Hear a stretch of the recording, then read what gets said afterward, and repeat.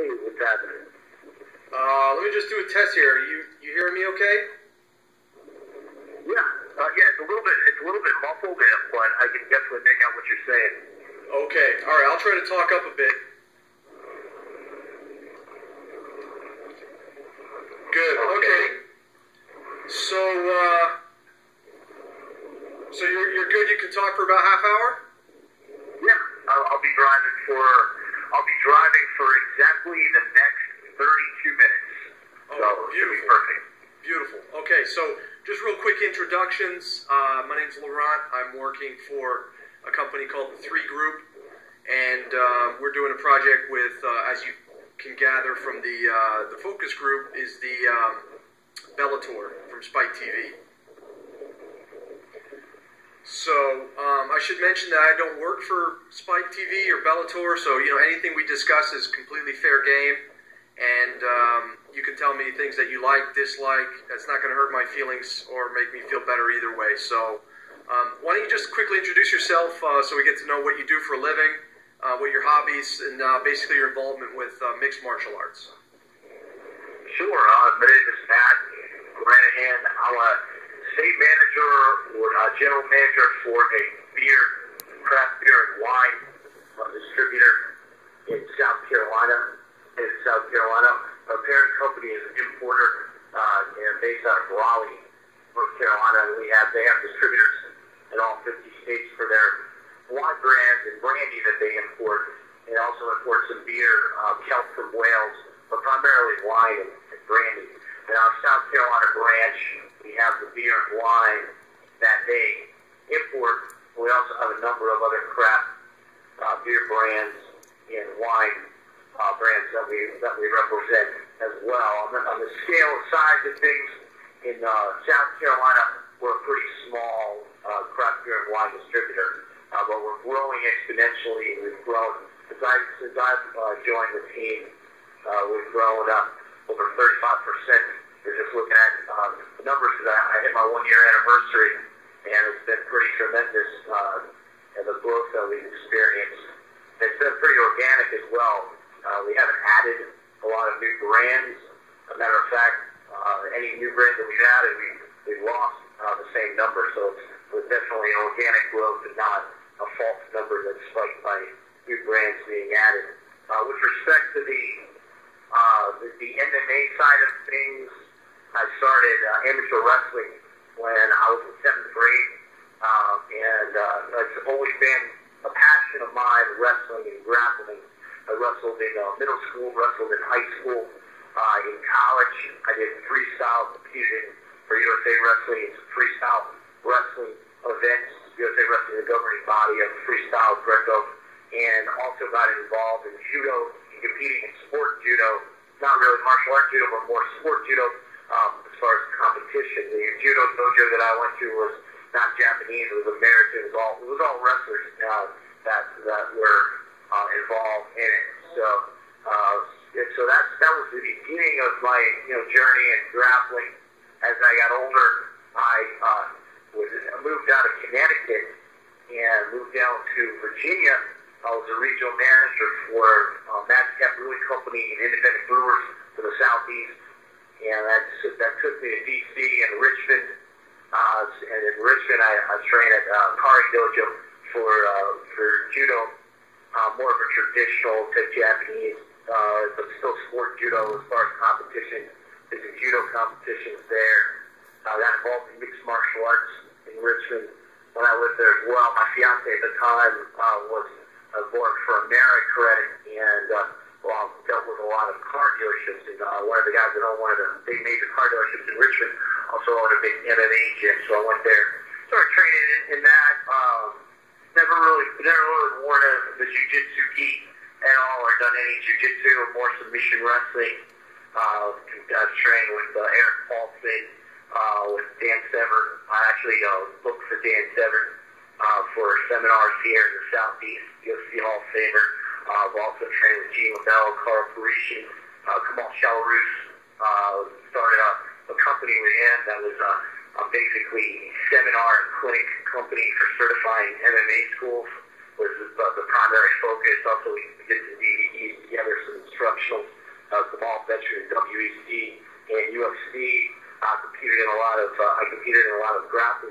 wrestling in Florida. Won the Copa Old Bay in Florida. Won their Southeast Regional as well, the Southeast Regional in Atlanta. And then competed in some mixed martial arts on a very small scale, on smaller shows, and on a few competitions, and had success there. And then I started coaching and training guys here. Started my own fight team with Newberry College Wrestling, which is a really good wrestling program. Jason Ballard basically lent us his expertise in his wrestling room. Newberry got a pretty formidable team going. We won the shoot hook championship in Mississippi, which is a big catch wrestling tournament down there for the Southeast region. Like my student Steve captured their championship there, as well as some other guys that I coach down here. Shane Lee having some success as well in those tournaments. And then when MMA became legal in South Carolina, I was involved in sponsoring the first show along with the ACA. I was certified as a judge there. So I've worn many hats in mixed martial arts. I've coached guys. I've cornered a number of fights. I've judged fights. I've competed. I've done everything short of ring announcing and refereeing and commentating, which ironically is what I'd like to do. And we'll be talking with Mark Mills, who does the shows down here. You do some commentating on some of the shows. That's really where my passion lies these days. Yeah, actually, that brings me to a very good. We can jump right in on this discussion guide because you hit a topic that's up in the air, and that's about the telecasts, the in-arena announcements, and the everything that goes into the promotions before the fights. How do you think of these things? Do you think they're annoying? Do they make a difference in your opinion about the sponsors? As someone who has a little experience there, what are your thoughts? And again, we're specifically talking about Bellator here, Spike TV. Well, when it comes to Bellator and it comes to Spike and it comes to sponsors, my feeling is that every match, every fight should be sponsored, should have a sponsor. I think they should maximize the sponsorship opportunities as well as maximize the advantage to the sponsor themselves. I think what ends up happening in mixed martial arts, and just to share sort of an anecdotal story here that's pretty relevant, is UFA, which as you know owns UFC. I was managing Kamal's sponsors when he was fighting for WEC and UFC, and they charge a premium for all sponsors. It varies by size of the company, but it can be anywhere from $3,000 to $5,000, upwards to $8,000 per sponsor just to be on a fight shorts, just to be on the banner. And I really don't think that the sponsors get a whole lot out of that. I was actually able to get American Combat Association that I run with Kamal and his Showers Integrated Combat Systems on the fight banner and on the shorts for Kamal shorts for no charge, because Kamal was a partner in the company, and it was a clause that they had that if it was the fighter's company, that they waive the fee. However, if we were to have not had that fee waived, we would have been paying upwards of $5,000 just for that sponsorship. And I don't really think that to the company that's an advantage. I think that it's a much greater advantage because you think about position of when that banner goes up. Those are the fight banners that are in the cage behind the fighters. When those banners go up, who actually sees that? And where Kamal was standing, you couldn't even see the ACA logo in his fight. And like I said, we ended up getting that for free because I dealt with Bob Birch, Zufa's legal guy, and was able to have that fee waived. However, if we were Joe Blow's company or Laurent Peychaud's clothing company, we would have paid upwards of $5,000 for that. So I think that it's important, like they do on the local shows, the local MMA shows, the smaller companies, where every fight is sponsored by a company, and you get your name out there. I have no problem with the commercialization, aspect of it. I think if you look at the Octagon in the UFC, there's Bud Light and all these different logos everywhere. So I don't think that is a factor. However, I think that the question that these companies have to ask is it really worth my dollar of what I'm getting? And I think it would make more sense if every fight was sponsored by a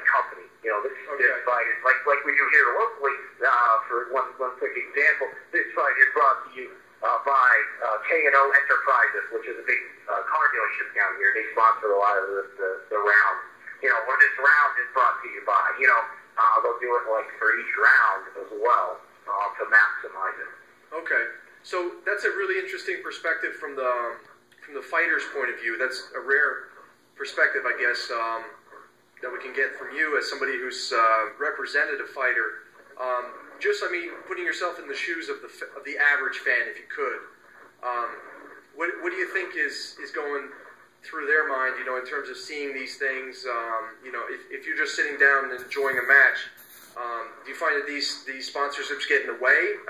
No, not at all. We live in a capitalistic society. Like I said, look at the banners. They've got look at the fighter shorts. They've all got company logos on it. I have no problem with that at all. I think it's a part of the game. Okay, and then how do you feel about certain sponsors? There's a big discussion going around now about like mainstream versus underground.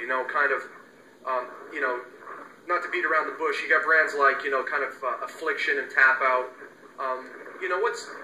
When you see that kind of sponsorship going on versus more of the up and coming, what are your thoughts on that? When it comes to clothing lines, Tap Out originated as a very grassroots company. They were guys like Hook Ass and those guys that came out to the shows and they used to sponsor fighters. And I think Tap Out now is perceived as being far more corporate. It's not the same company that it was. Same thing with Affliction. And I think that Tap Out has been consistently the best sponsor for fighters because they come to the table with the most dollars. And having gotten sponsors for an MMA fight, for a UFC fighter, televised guys fights on TV, WEC and Versus and Spike TV, it was difficult to get some of the smaller companies to pony up those dollars to Zuffa. Because they just didn't have it in their budget. I got a firearms company. I actually was at the NRA convention in Charlotte, and Ron is a firearms enthusiast. And you'll see a lot of firearms companies sponsor fights. Matt Hughes, one example, he's always sponsored by, I think he's Browning is his major sponsor, but if you look at his shorts, it's mostly hunting and firearms companies. So I got a firearms company to come to the table with some dollars. But the ironic thing was they had to pay Zuffa, so Kamal saw a very small portion of that. I don't know if Bellator is the same situation where those guys are taking a chunk. I've heard that it's not, and if it's not, if all the money's going to the fighters, I think that's a much better deal for the fighters. Especially when you look on a card and you look at what guys are making on these cards. If a guy comes into Zuffa and he's an entry level guy, he's on a 3-3-3 contract, getting $3,000 per fight, which is kind of the minimum wage, with entry level. That fighters are making when they get signed by a huge company like Zuffa. Those guys are looking to their sponsors to really make their money, because if you're only making $3,000 a fight, let's say you're fighting 4 times a year, the $3,000 is not even going to pay for your training and your travel. You got to pay your quarterback, you got to pay for your training. It's pretty intense. Costs associated with paying just for your training. So I think that fighters look to the sponsors that's where they make their real money. Do you think that should be explained more to the fan, because maybe they don't know about that? They're probably thinking that the fighters are getting a lot of money, but if they were explained, they need the sponsors. It was hilarious because I was watching the movie with Kevin James. Here Comes